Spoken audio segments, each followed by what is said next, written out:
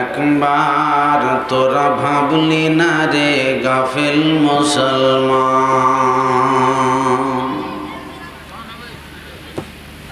কোরআন হাদিস ছেড়ে দিয়ে মার্কেটেতে ভিড় জমান।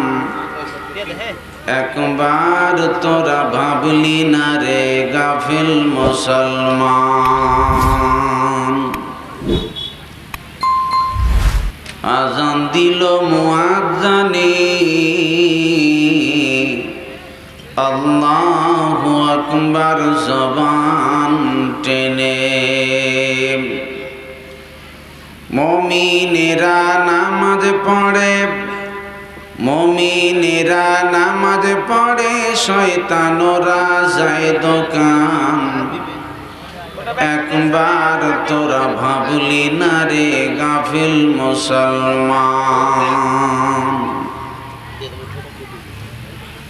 দাড়ি টুপি রাখলে পরে লাদেন চাচা বলে তারে। তোদের কথায় কোরআন হাদিস, তোদের কথায় কোরআন হাদিস হতেছে যে অপমান। একবার তোরা ভাবলি না রে গাফিল মুসলমান। কোরআন হাদিস মানলে পরে আল্লাহ ভালোবাসবে তারে। না মানিলে পরকালে, না মানিলে পরকালে যাবি তোরা জাহান্নাম। একবার তোরা ভাবলি না রে গাফিল মুসলমান। কোরআন হাদিস ছেড়ে দিয়ে মার্কেটেতে ভিড় জমান। একবার তোরা ভাবলি না রে গাফিল মুসলমান।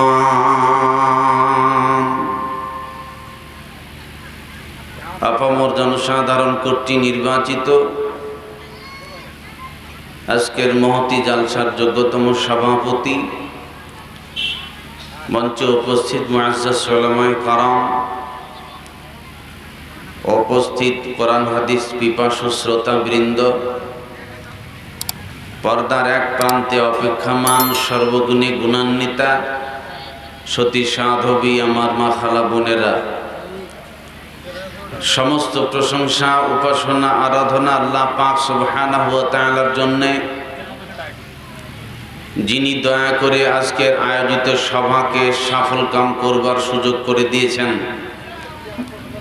আমরা সকলেই কোরআন হাদিসের প্রেমে, আল্লাহ আল্লাহর রসুলের টানে চুম্বক আকর্ষণে এই রহমতের বাগানে এসেছি। প্রতিপালকের তৌফিক এনায়েত করেছেন, তাই আমরা আল্লাহর দরবারে প্রথমত কালেমাতুশ শুকর আদায় করি।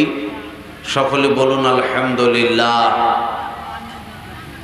এখন তো বললেও জোরে বলবেন না আর মুখও খুলবে না, তবু একটু চেষ্টা করেন মোহাব্বতের সাথে জোরে সরে আওয়াজ দিয়ে আবার বলুন আলহামদুলিল্লাহ। তারপরে আমাদের সকলের শেষ নবী, আখিরি নবী, ইমামুর রসুল, রাইসুল আম্বিয়া, আহমদি মুস্তাফা, মুহাম্মদি মুস্তাফা, সকলে বলুন সাল্লাল্লাহু আলাইহি ওয়াসাল্লাম। তিনার উপর অগণন শান্তির ধারা অবতীর্ণ হোক। আল্লাহুম্মা সাল্লি আলাইহি, আল্লাহুম্মা বারিক আলাইহি। আমি আপনাদের সম্মুখে কোরআনে কারীম থেকে একটি সম্পূর্ণ আয়াত পড়েছি, আর একটি আয়াতের টুকরা পড়েছি। এই দুটো আয়াতকে কেন্দ্রবিন্দুর মধ্যে রেখে আলোচনা রাখবো ইনশাআল্লাহ। তবে আপনাদের সম্মুখে আমি যে বিষয় নিয়ে আলোকপাত করব বলে নিয়ত করেছি, সেটি হলো মুসলমানদের দুরবস্থার কারণ। বিষয়টি যদিও আমাদের জানা দরকার, কিন্তু সময় তো ভারী। এখন তো আমার ঘুম আটকাতেই সময় যাবে। কারণ 11:30টার পরে খেলাটা আলাদা হয়। এই ঝাড়খণ্ডের মাটিতে তো 12:30 পর্যন্ত জালসা হয়েছে। এখন দুর্ভাগ্যবশত আমাদের দক্ষিণ দিনাজপুরে, গতকালকে আমাদের দক্ষিণ দিনাজপুরে তো প্রধান বক্তার একটু কপাল খারাপই থাকে, ওখানে ওই কালকে 11টায় উঠেছে। আমাদের দক্ষিণ দিনাজপুরের এর আগে আপনার 11টায় জালসাই শেষ হয়ে যেত। একটাই শেষ করেছি, মোটামুটি 2:45টার দিকে বাড়িতে ঢুকেছি, ঘুমটো ভয় নাই। এরপরে তো ফজরের নামাজের ব্যাপার আছে, কোনোরকম নামাজ টামাজ পড়ি, সকালে মাদ্রাসা করে আবার এই পথে বেরিয়েছি। তার মানে এতটুকু বুঝতে হবে, কোরআন হাদিসের কথা যদিও আমি এটা প্রশংসাও করি আপনাদের জন্য, যে আপনাদের এই বিশেষ করে এই গুমানি এলাকাতে জালসাও বেশি হয় আর লোকও মাশাআল্লাহ যথেষ্ট আসে, মানুষ শোনে, আর তার থেকে কিন্তু আপনারা উপকৃত হন। কোরআন হাদিস শুনলে যে তার একটা মজা আছে, এটা তো এমনি সবাই বুঝবে না। এই যে এখন দেখেন প্রায় 12টা বাজতেছে, মানুষ কিন্তু ঘন ঘন ঘড়ি তাকাবে। এখন রাত 12টা বাজতেছে, এরপরও যায় দেখেন দোকানে ভিড়টা। ওই যে দেখবেন মুরগি যখন বাচ্চা ফুটার জন্য তাই দেওয়া হয়, এগুলো মা বোনরা, বেটি ছেলেরা বেশি করে। তো এখন একটা মুরগির তলায় 10-12টা ডিম দেওয়া হয়েছে। এখন মুরগি বসিয়ে দেওয়া হলো বাচ্চা ফুটার জন্যে। 10-12টা ডিম নিয়ে মুরগি বসিয়ে দেওয়া হলো। এখন মুরগি ওই 10-12টা ডিম ডানা পাখনা দিয়ে ঢেকে ধরে। এখন ভিতরে হিট পায়, তাপ পায়, ওই ডিমগুলোতে হিট পায়, তাপ পায়, এইভাবে হিট তাপ পেয়ে পেয়ে এই ডিমগুলো বাচ্চা ফোটে না বুঝতে পারেন নাই, ফোটে না। এরপরে কিছু ডিম আছে যেই ডিমগুলো ডানা পাখনার বাইরে থাকে, ওরা ভিতরে হিট পায় না, ওরা তাপ পায়নি। তো যে ডিমগুলো ডানা পাখনার হিট পায় নাই, তাপ পায় নাই, ঢাকা ছিল না, এই ডিমগুলো আপনারা কি বলেন? হ্যাঁ, ঘোল ডিম। আমাদের দিকে ঘোলঘলিয়ে ডিম বলে। তো ঘোলঘলিয়ে ডিম দিয়ে কি বাচ্চা ফোটে? এই ডিম খুব বেকায়দা ডিম, যেখানে সেখানে ভাঙলেও রিক্স আছে, খুবই বাজে গন্ধ। তার মানে যেটা ঘোলা ডিম, ঘোলঘলিয়ে ডিম, এ ডিম দিয়ে বাচ্চা ফোটা সম্ভব নয়। যে ডিমগুলো ঢাকা পেয়েছে, তাপ পেয়েছে, অটোমেটিক তার বাচ্চা ফুটে গেছে। ভালো করে কান লাগাবেন। আজকে আপনারা যারা এই প্যান্ডেলের তলায় বসে আছেন, ডানা পাখনার তলায়, আজকে কি যেন গ্রামটার নাম? আন্ধার কোঠার মসজিদ কমিটি আমাকে ডেকেছে মুরগি বানিয়ে। আমি কিছুক্ষণের জন্য আপনাদের কাছে মুরগি, আর যারা আপনারা বসে আছেন কিছুক্ষণের ডিম। ঘোষা দিব কোরআন আর হাদিস দিয়ে, অটোমেটিক ইমানের বাচ্চা ফুটবে ইনশাআল্লাহ।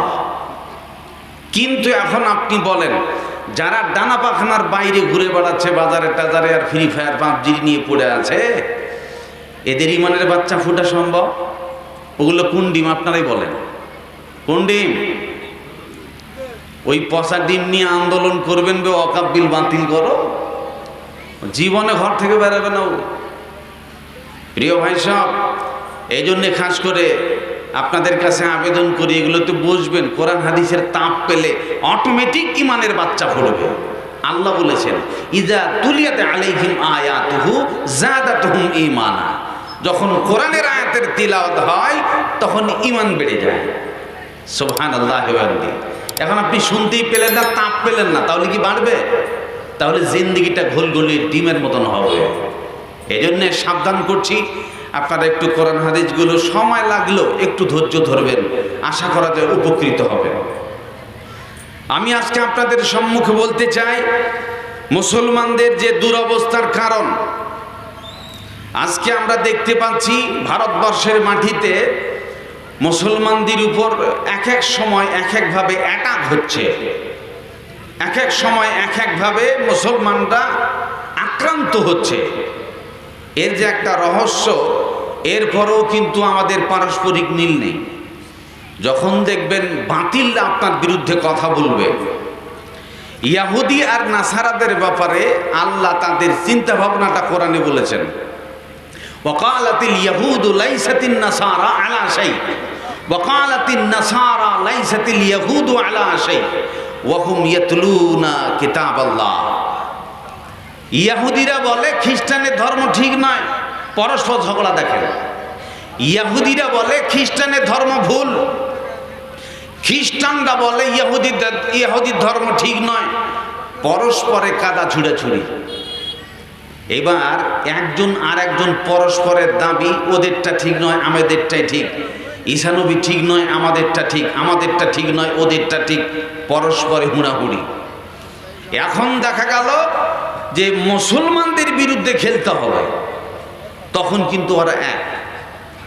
আর আল্লাহ ওদের একতার কথাটা কোরআনে নোট করেছেন, ওয়ালান তারদা আনকাল ইয়াহুদু ওয়ালান নাসারা হাত্তা তাত্তাবিআ মিল্লাতাহুম। তাদের চিন্তা ভাবনা হলো ইহুদি নাসারাদের, ততক্ষণ পর্যন্ত তাদের মুখে হাসি ফুটবে না, ততক্ষণ পর্যন্ত তারা সন্তুষ্ট হবে না, যতক্ষণ না পর্যন্ত গোটা পৃথিবীর মানুষ ইহুদি খ্রিস্টান হবে। আজকে সবাই বলেন ইহুদি হয়ে গেলাম, খ্রিস্টান হয়ে গেলাম। যদি আজ